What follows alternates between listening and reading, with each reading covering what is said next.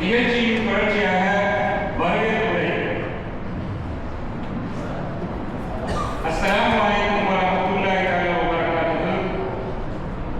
இந்த புனித நிறைந்த விழாவிற்கு தலைமை தாங்கிக் கொண்டிருக்கும் தகுதிமிக்க தலைவர் அவர்களே, மேடையில் அமர்ந்திருக்கும் சங்கையாளர்களே, சான்றோர்களே, எங்கள் இதயங்களை மகிழ்விக்கும் நூல் வெளியீட்டு விழாவிற்காக கடலிருந்து வருகை தந்திருக்கும் கண்ணியமானவர்களே, எங்களது மேலான அழைப்பு விழாவில் கலந்து சிறப்பித்துக் கொண்டிருக்கும் தமிழ் முஸ்லிம் சங்கம், தாய்லாந்து தமிழ் சங்கத்தினர் மற்றும் தாய்லாந்து தமிழ் பிரதேச நிர்வாகிகளே, உறுப்பினர்களே, பேங்க் ஆஃப் வால் தமிழ் உறவுகளே, மேலும் அறியாமை இருள் நீக்கி அறிவுச்சுடர் ஏற்றி ஆன்மீக அமுதமூட்டும் அழகிய நூல் வெளியீட்டு விழாவில் கலந்து கொண்டுள்ள தங்கள் அனைவரையும் அன்போடு வரவேற்பதில் ஆனந்தம் அடைகிறேன்.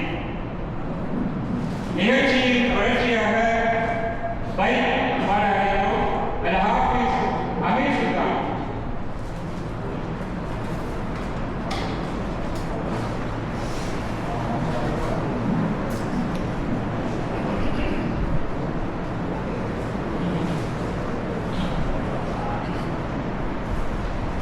السلام عليكم ورحمة الله وبركاته.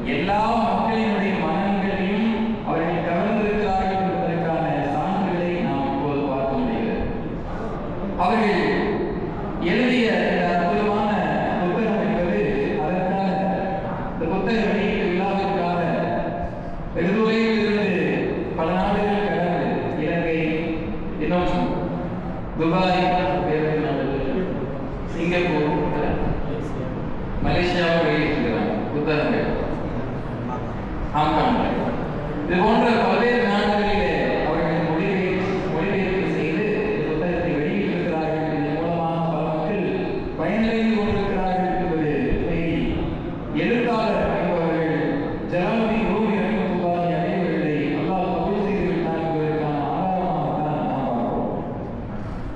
அந்த புத்தகத்தை பற்றியுண்டான குறிப்பை ஹஸரத் அவர்கள் பதிவிட்டிருக்கிற ஹஸரத் அவர்கள் எழுதி அதை அனுப்பி வைத்தார்கள்.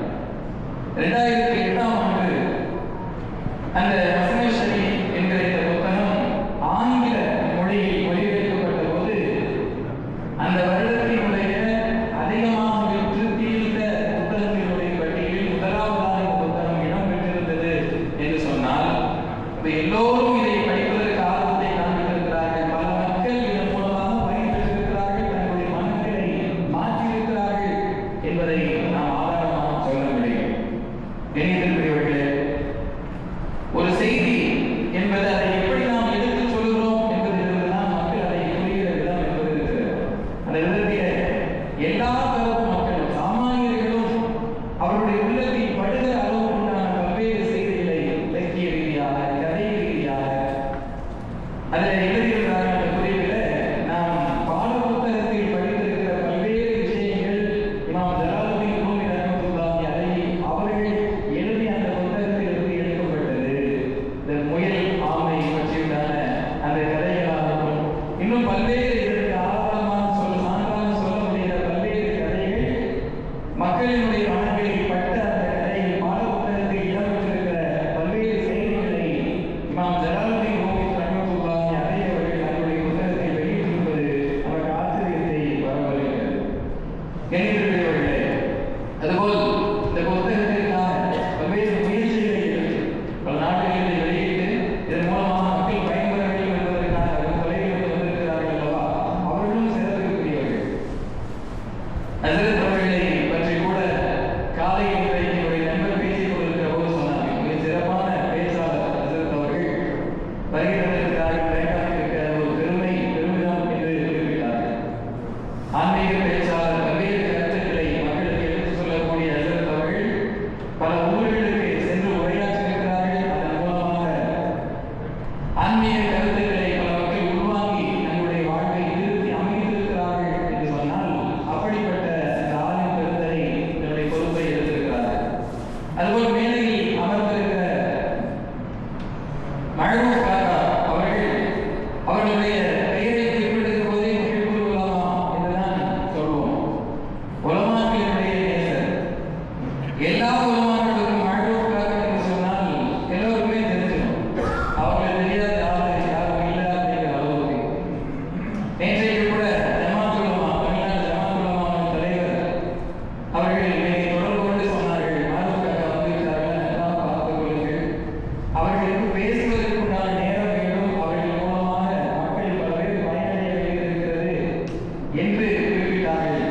அந்த அடிப்படையில் இன்றைக்கு குறுகிய நேரம் இருப்பதால் நேற்றைக்கே அதனுடைய ஏற்பாடுகளை தலைவர் அவர்கள் தன்னுடைய வீட்டிலே ஏற்பாடு செய்து அதன் மூலமாக பல மக்கள் பயானின் மூலமாக பயன்பெற்றார்கள். அந்த பயானுடைய வீடியோவை நண்பர் ஒருவர் எடுத்து அனுப்பினார். ஆச்சரியமாக இருந்தது. குர்ஆனிலே அபூபக்கர் ரலியல்லாஹு அன்ஹு, சித்தீக் ரலியல்லாஹு அன்ஹு அவர்களை பற்றியுண்டான அந்த வசனங்களை மிக துல்லியமாக, இது சாதாரணமான சாமானியர்கள் பேசிவிட முடியாத செய்திகள், பல்வேறு செய்திகளை காக்கா அவர்கள் பேசியிருப்பது உண்மையில் மெய்சிலிர்க்க வைத்தது என்ற உண்மையைத்தான் சொல்ல முடியும். கணிதத்திற்குரியவர்களே, அப்போ அந்த வகையில் இதை பொறுப்பெடுத்திருக்கக்கூடிய சிங்கப்பூர் இமாம் அவர்களும் இங்கே வருகின்றிருக்கிறார்கள். எல்லோரையும் நாம் வாழ்த்தி வரவேற்று அவர்களுக்காக துஆ செய்கிறோம். நீங்கள் எடுத்திருக்கிற இந்த பணி என்பது மிக சிறப்பாக, அது உங்களுடைய எண்ணப்படி மக்களுடைய மனங்களிலே இந்த புத்தகத்தினுடைய கருத்துக்கள் பட்டு அது மிகப்பெரும் மாற்றத்தை, சீர்திருத்தத்தை ஏற்படுத்த வேண்டும் என்று நாங்கள் மனமாற வாழ்த்தி துஆ செய்கிறோம்.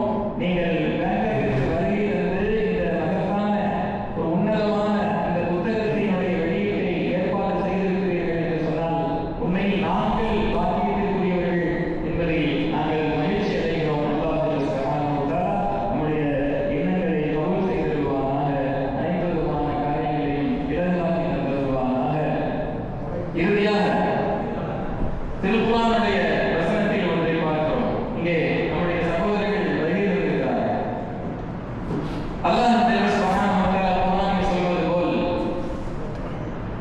ஒரு உயிரை இந்த உலகத்தில் வாழ வைத்தார், ஒரு மனிதர் வாழ வைக்கிறார் என்று சொன்னால் அவர் ஒரு சமூகத்தை வாழ வைத்தவரை போல என்று அல்லாஹ் திருக்குர்ஆனில் பதிவு செய்கிறார். நம்மை மூலமாக பல பேர் பயனடைய வேண்டும். மற்றவர்கள் பயனடைகிறார்கள் என்று சொன்னால் ஒரு மனிதரை எப்படியாவது ஒரு இன்னலிலிருந்து துயரத்திலிருந்து நீங்கள் காப்பாற்றுகிறீர்கள் என்று சொன்னால் அந்த ஒரு மனிதரை காப்பாற்றவில்லை, ஒரு சமூகத்தை காப்பாற்றுகிறீர்கள். ஒரு சமூகத்தை சமுதாயத்தை நீங்கள் காப்பாற்றுகிறீர்கள், ஒரு பெரும் கூட்டத்தை காப்பாற்றியவர்களை போல என்று அல்லாஹ் திருக்குர்ஆனின் மூலமாக பதிவு செய்கிறார். திருக்குர்ஆன் என்பது மனித சமூகத்தின் ஒட்டுமொத்த மனிதர்களுக்கான, அது இஸ்லாமியர்களுக்கானது என்கிற சிந்தனை தவறானது. திருக்குர்ஆன் என்பது மனித சமூகத்திற்கானது, அதன் மூலமாக பண்பட்டவர்கள் ஏராளம். அது திருக்குர்ஆன் என்பது கியாமத் வரைக்கும், உலகம் அழிவு வரைக்கும் உண்டான அனைத்து செய்திகளையும் உள்ளடக்கியிருக்கிறது என்பதற்கான பல்வேறு சான்றுகள் உண்டு. நபிகள் நாயகம் ஸல்லல்லாஹு அலைஹி வஸல்லம் அவர்கள் சொன்னார்கள், நம் மூலமாக பலர் பயனடைய வேண்டும், பிரயோஜனம் அடைய வேண்டும், சமூக சேவையாக நாம் அதை செய்ய வேண்டும். உலகம் அழியக்கூடிய தருவாயில் இருந்தாலும் நீங்கள் சமூக சேவையில் திளைத்திருக்க வேண்டும் என்று நபிகள் நாயகம் ஸல்லல்லாஹு அலைஹி வஸல்லம் அவர்கள் சொன்னார். ஒரு மரம் நடுவதற்கான நேரம் இருக்குன்னா ஒரு மரத்தை நட்டு விடுங்கள். ஒரு மரத்தை நடுகிறோம், அதன் மூலமாக சமூக மக்கள் பயன்படுகிறார்கள், அதனுடைய நிலையில் பயனடைகிறார்கள், நிம்மதி அடைகிறார்கள், உட்கார்ந்திருக்கிறார்கள், பலர் துறக்கிறார்கள், ஓய்வு பெறுகிறார்கள் என்று சொன்னால் அதனுடைய நன்மை மரம் நட்டவர் அதை அனுமதிக்காமல் போகலாம். இன்றைக்கு மரம் நடக்கூடியவர்கள் நமக்கு அது பிரயோஜனம் தரக்கூடியதை நினைத்தால் யார் மரம் நடுவார்கள்? நமக்கு அது தராமல் போகலாம் பயனை. பின்னால் இருப்பவர்கள் தர வேண்டும் என்ற எண்ணத்தில் அல்லவா மரத்தை நடுகிறார்கள். அப்படி நட்டவர்கள் அவர்கள் அந்த மரத்தின் மூலமாக பயன்பெறக்கூடிய, நிம்மதி அடையக்கூடிய அந்த மக்களினுடைய நன்மைகளை சேர்த்து கொண்டே இருக்கிறார்கள். இவர்கள் இறந்துவிட்டாலும் கூட அவர்களுடைய நன்மைகள் சேர்ந்து கொண்டே இருக்கிறது என்று நபிகள் நாயகம் ஸல்லல்லாஹு அலைஹி வஸல்லம் அவர்கள் சொன்னார். இப்படிப்பட்ட ஒரு மகத்தான சேவை நம் மூலமாக பல நடைபெற வேண்டும். அந்த விதத்தில் இந்த புத்தகம் என்பது உண்மையில் மிகப்பெரும் தாக்கத்தை ஏற்படுத்த வேண்டும் என்ற வாழ்த்துக்களோடு நாம் நம்முடைய பேச்சை நிறைவு செய்தோம். அல்லாஹ் சுப்ஹானஹு வ தஆலா அனைத்து மக்களுக்கும் அமைதியையும் நிம்மதியையும் சாந்தியும் தந்தருள் புரிவானாக. அஸ்ஸலாமு அலைக்கும் வ ரஹ்மத்துல்லாஹி வ பரகாத்துஹு.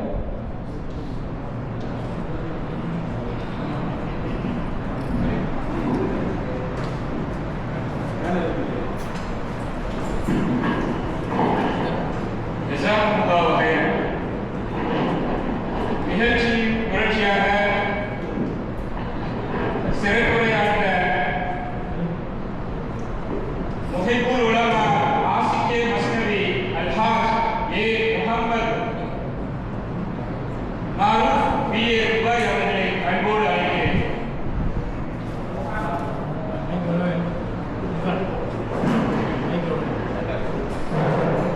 السلام عليكم ورحمة الله وبركاته.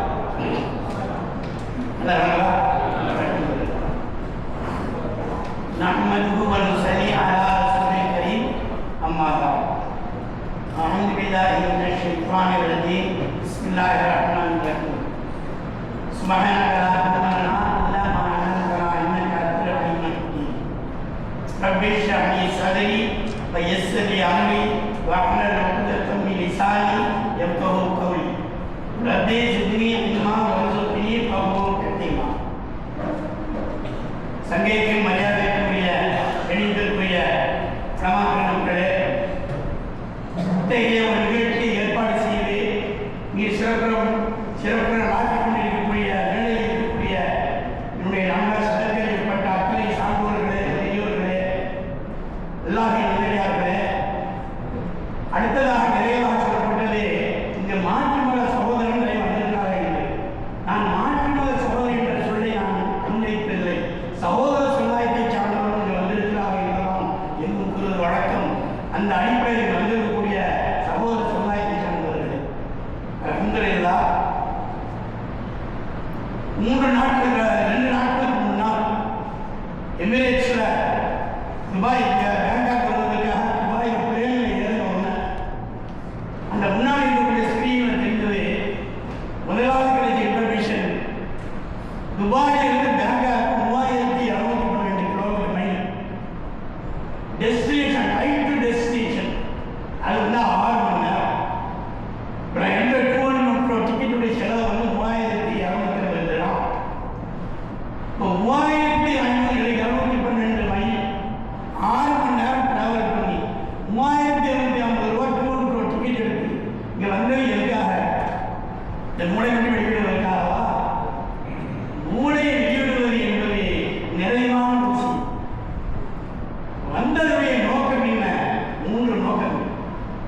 ஒன்று மத்னவி என்றால் என்ன என்பதை இப்பொழுது எத்தி வைக்க வேண்டும். இரண்டாவது இந்த மத்னவிக்குள்ள என்ன இருக்கு என்பதை எத்தி வைக்க வேண்டும். மூன்றாவது முக்கியமான காலத்துக்கு தேவையான என்ன காரணம்? மத்னவி என்னமாகவும் இருந்து போட்டுமே, மத்னவிக்குள்ள இருப்பதுக்கு என்னமா இருந்து போயிட்டுமே, இதற்காக இவ்வளவு செலவழிச்சு அங்கிருந்து வந்து பேசணுமா என்பதற்கான காரணத்தையும் எத்தி வைக்க வேண்டும். மூன்று காரணத்துக்காக வந்தது. இதே துபாயில இருந்து இப்போ டாக்காக்கு இவ்வளவு செலவழிச்சு இங்கே வந்து நான் சங்கீதா ரெஸ்டாரண்ட் துபாயில வந்து நான் பண்ணேன்.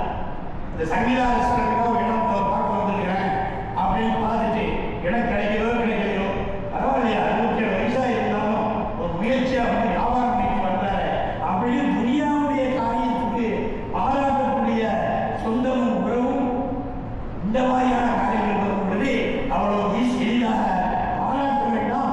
நான் நாடுகள் தப்பிப்பது கஷ்டம், ஏழையா இருக்கு என்ற அந்த ஒரு பழிச்சொல் வரக்கூடிய சாத்தியத்தை இருக்கிறது. ஆகையால் அதனுடைய காரணத்தையும் சொல்ல வேண்டும்.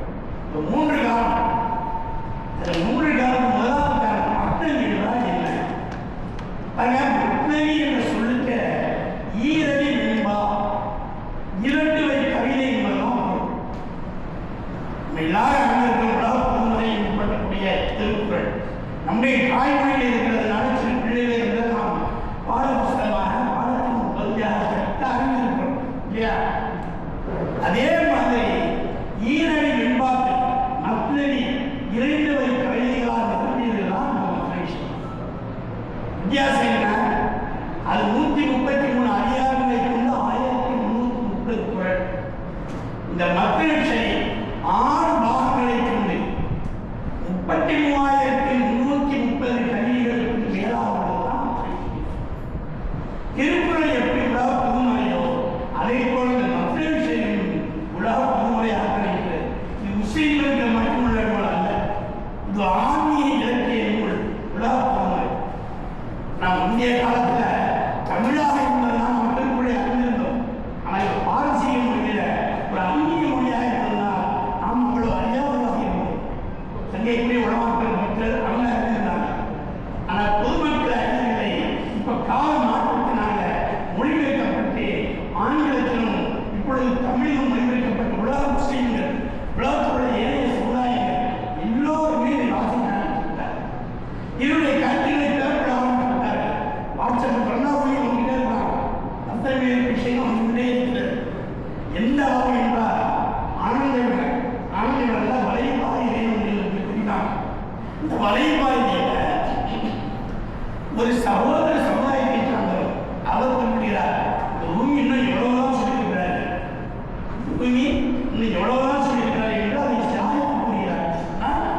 இந்த மக்கள் விஷயத்தில் அந்த அளவு ஈரடி வெண்பாக்களால் நிறைவேற்றிருக்கிறது. அடுத்து இந்த மக்களுக்குள்ள என்ன இருக்கு? கணிதக்குரியவனை மக்களே வந்து ஒரு ட்ரெயின் வச்சுக்கிறாங்க. ஒரு ட்ரெயின், இந்த ட்ரெயினை கம்பார்ட்மெண்ட் இருக்குமா இல்லையா?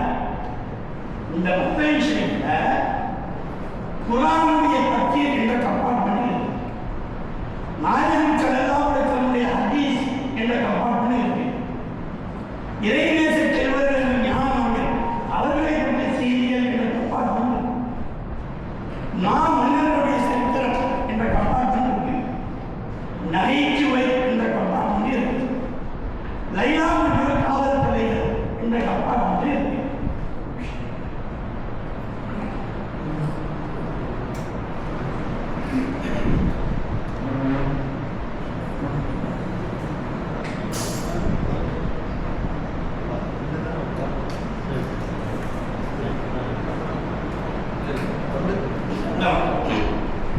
இன்னும் மிருகங்களையும் பறவைகளையும் கலாபாத்திரங்களாக கொண்ட கதையில் இந்த ட்ரெயின் ஆன்மீகம் என்ற ஒரு தண்டவாளத்திலும் இலக்கியம் என்ற ஒரு தண்டவாளத்திலும் உரைக்கின்றது.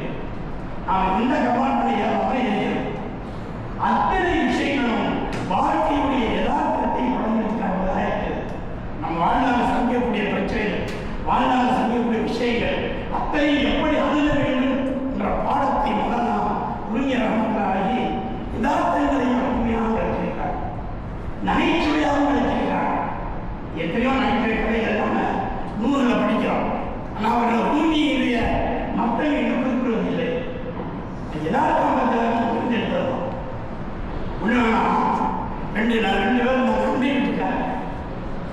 ஒரு செய்தி இன்னும் புரிந்தாகும். அண்டை வீட்டுக்காரர்கள் ஆனால் இந்த கூடவே செய்ய பிடிச்சிக்கிறவர்கள் பிடிக்க.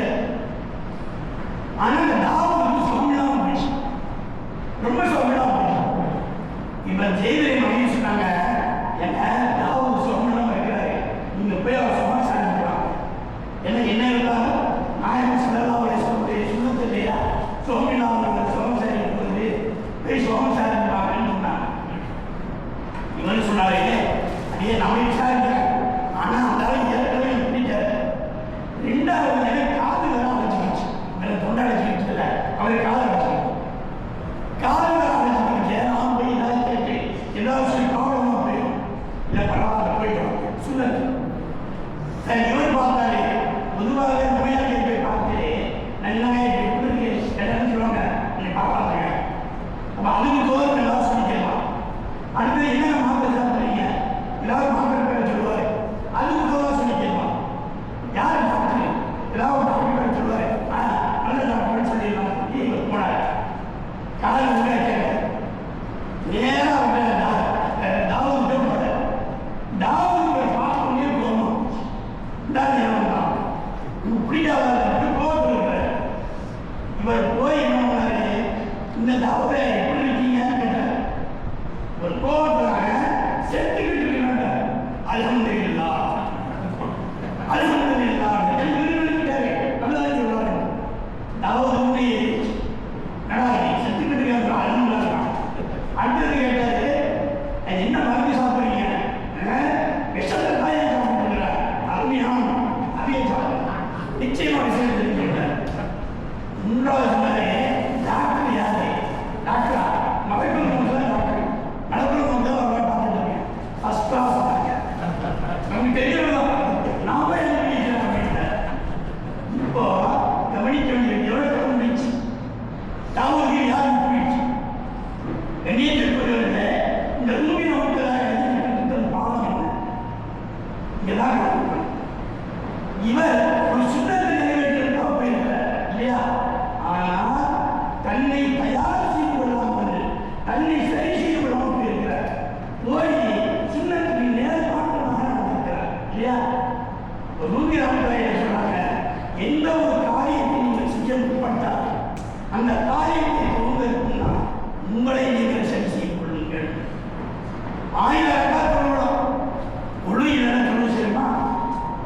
இம்பர்மான் சகலாவர்கள் சொன்னாங்க, நீங்க 10 தினாருக்கு ஆலையை வாங்கி அது 9 தினார் ஹலாலாக கொண்டு 1 தினார் ஹராம் கலந்திருந்தால் உன் தொழிலை எப்படி சேராது. எந்த காரியம் நீ நல்ல கையில் செய்தாலும் அதற்காக நீ தயார் செய்து கொள்வதும் அது சுத்தமாக இருக்க வேண்டும், பரிசுத்தமாக இருக்க வேண்டும், சரியாக உங்களை சீர்திருத்திக் கொள்ள வேண்டும் என்ற விளக்கத்தை இந்த கதையின் மூலமாக பூமி ராமராஜ் அறிமுகப்படுத்துகிறார். இப்படி வாழ்க்கையினுடைய சாதாரண விஷயங்கள் பார்க்கும்போது அல்ஹம்துலில்லாஹ் உங்களுக்கு பேங்காக புசுப்பது வேலை செய்ய இல்லை, நல்ல வார்த்தை போனோம், உங்களுக்கு ரொம்ப ஏஜாக இல்லை. ஆனால் செடியோட நிலைமை இருக்கு, கடுமையான கொசு இல்லையா. கொசுனால் பாவம், உண்மையை சொல்ல போனால் மனிதன் கொசுவிடம் தோற்று விட்டான். ஏன் பாருங்க, புளியை பிடித்து உள்ள போட்டால் புளி வளர்க்கலாம், எலியை பிடித்து உள்ள போட்டால் எலி வளையும். நாம உள்ள உட்காந்துட்டு அதை கொசு வளையும் சொல்லியும் இல்லையா. கொசு வெளியே சுற்றிட்டு இருக்கு, நாம என்ன கொசு வளையும், நாம உள்ள இருக்கோம், அது மொழியாக முடிந்த வரையும். இப்போ கொசுவில் மொழியை சொல்றாங்க, 5000 ஆண்டுகளுக்கு முன்னால் கொசு தேவைப்படும். கொசு ப்ராப்ளம், இந்த கொசுல வந்து நேராக மன்னர் சுலைமான் அலைஹிஸ்ஸலாம் சுலைமான் நபி மன்னர் நீலியா இல்லையா, அங்கே போய் மாமன்னா எனக்கு வந்து ஒரு ப்ராப்ளம். மன்னர் கேட்டால் என்ன ப்ராப்ளம் இல்லை, எனக்கு மனிதனுடைய ரத்தத்தை பிரிகிறதுக்கு எனக்கு ஆக்கிடுச்சு, அதை சாப்பிடும். அதாவது சாப்பிடுங்க ரத்தத்துடைய சரி. ஆனால் இந்த டெண்டர் காற்று இருக்குது, அது திடீர்னு லேசமாக வீசிடும். இந்த லேசமாக வீசணும்னா என்னால் முடியாமல் நான் பரவ முடியாது, என்னுடைய உணவு தலைவிட்டு போயிடுது. ஆக நீங்கள் கொஞ்சம் காற்று வீசுங்க. ஏன்னா சுலைமான் அலைஹிஸ்ஸலாம் எல்லோரையும் பேசுவாங்க இல்லையா, எல்லா படைப்பையும் பேசுவாங்க. இந்த காற்று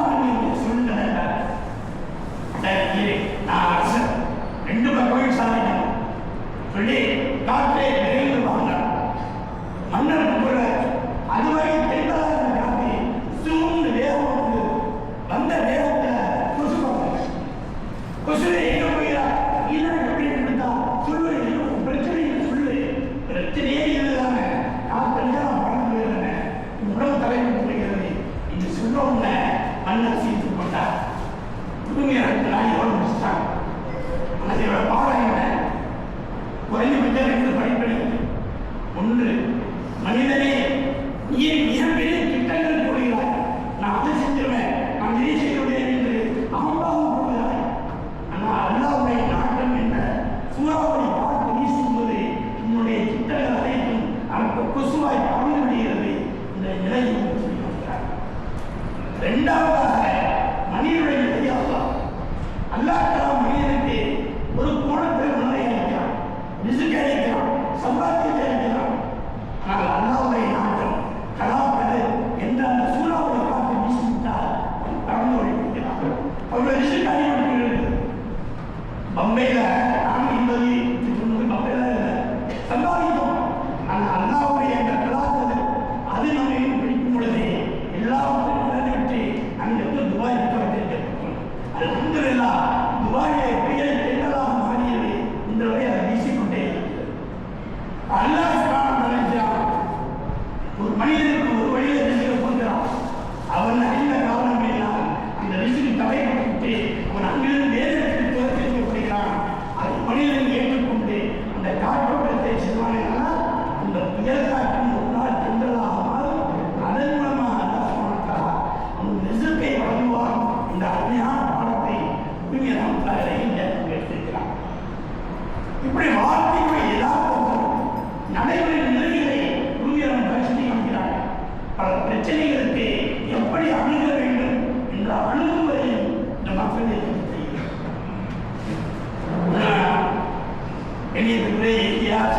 நண்பர்கள் எங்களுடைய நண்பர் நண்பர் இருக்கிறார். அவர் பேரை குறிப்பிடப்படவில்லை. இந்த நண்பர் எப்படி கொண்டிருக்கிறா சிறந்த வழக்கசார், சிறந்த ஒரு நோய் எல்லா மாற்ற வழிபாடுகளும் செய்யப்படியிருக்கலாம். ஆனால் அவருக்கு பிடிக்காத விஷயம் தெரியுமா? இந்த பயான் கேட்குது. எங்கேயாவது பயான் மாற்றம் வச்சுக்கிறது அது பிடிக்காது. பயான் கேட்கிறதோ நசீர் கேட்கிறதோ பிடிக்காது. ஆனால் பண்ணக்கூடாது.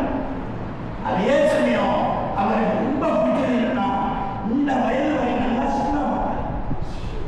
அது எப்படி அதை வசந்த கேமரா எல்லாம் சொல்லுவார். அங்கே சொல்லிடுவார்.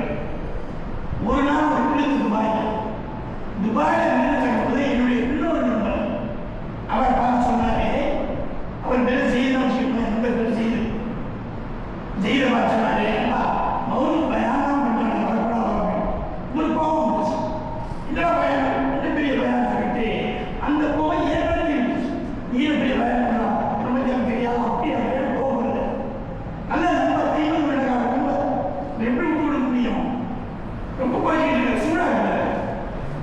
கடைசியில் விருந்து முடிந்தது. விருந்து முடிஞ்சு வீட்டுக்கு போகிறோம். அவருக்கு டிரைவர் காலர் போயிருக்கான், எனக்கு டிரைவர் காலர் போயிருக்கான். இப்போ முளைச்சிட்டு இருக்கிறார்.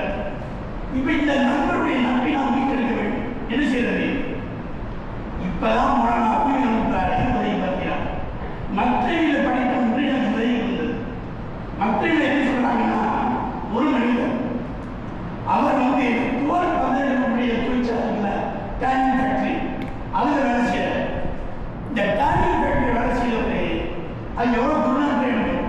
அவர் பதார்த்தம் மாட்டிட்டு வந்தார். ஊருக்குள்ள வந்தவர் அத்தனை கடையில் ஒருத்தர் நண்பர் இருந்தார். அந்த நண்பர் அத்தனை கடையில் கூட்டார். உள்ள போனாலே அத்தனை வாசத்தை வாங்கி கொடுத்தார். என் தோல் பதினெட்டு இருக்குங்க, நான் தொட்டில் இருக்கிறவரை அந்த கடையில் என்ன ஆகும்? மயக்க விட்டார். சொல்றாங்க அவருக்கு 1000 சுவை பார்த்தாங்க, உருவலாக பார்த்தாங்க, தெரிய மாட்டேங்க மயக்க மட்டும் எடுக்கிறார். உடனே அவங்க சகோதரர் சொல்லிவிட்டாங்க, சகோதரர் ஐயப்பட்டார். அவர் வரும்போது கையில் ஒரு நாட்டம் எடுத்த பொருளை கொடுத்தார். அந்த நாட்டம் எடுத்த பொருளை மூளை காமிச்சார், பிடிச்சிட்டார். என்ன தமிழ் சொல்லுவாங்க இல்லையா, முல்லை முள்ளாக இருக்க வேண்டும். இவர் என்ன பண்ணாரு, நாட்டத்தை உடம்பு விட்டு ஒருவருக்கு அத்தனை கணக்கில் பணம் செய்யாதோம்னா அவர்கிட்டவே நாங்கள் நாட்டணும். இந்த நாட்டத்தை கொடுத்தவுடன் அவரை விழித்து விட்டார். நான் ஏற்கனவே சொன்ன நம்பர் சொன்னேன், அவர் பிடிக்காத பயம், பிடித்த விஷயமா நட்பை நான் மீட்டெடுக்க வேண்டும். அந்த இடத்தை பாதுகாக்க நான் சொன்னேன். நினைச்சா எந்திரம் படம் பார்க்கும் ஒரு உடனே சொல்லி பார்க்க ஆரம்பிச்சேன். அதுவரை முளைச்சிக்கிட்டு இருந்தவரையே படிப்பாங்க.